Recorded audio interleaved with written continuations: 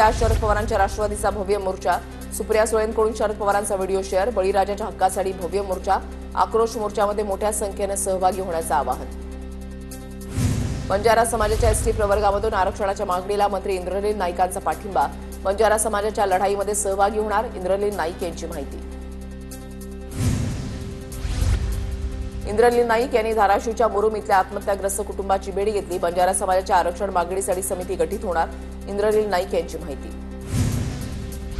बीडच्या पिंपळनेरमधील गोरक्ष देवडकरांची आत्महत्या, ओबीसी आरक्षण संपत असल्याच्या भावनेमधून आत्महत्या. गोरक्ष देवडकरांची मुलगी पोलीस भरतीची तयारी करत होती, नातेवाईकांची माहिती. एकही ओबीसी नसणारी व्यक्ती ओबीसीमध्ये समाविष्ट होणार नाही, मुख्यमंत्री फडणवीसांकडून पुनरुच्चार. तर ओबीसींसाठीचे निर्णय आमच्या सरकारने घेतले, ओबीसींचं राजकीय आरक्षणही आम्ही परत आणलं, असं म्हणत विरोधकांना या मुद्द्यावर खुल्या चर्चेचं आव्हान.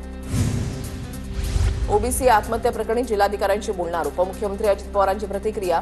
कुणावरही अन्याय होऊ देणार नाही, अजित पवारांनी केलं स्पष्ट. लातूरच्या निलंगामधील दादगी गावामध्ये तरुणाची आत्महत्या, महादेव कोळी जातीचं प्रमाणपत्र मिळत नसल्यानं आत्महत्या केल्याचा नातेवाईकांचा दावा. शिवाजी मिळले असं आत्महत्या केलेल्या तरुणाचं नाव.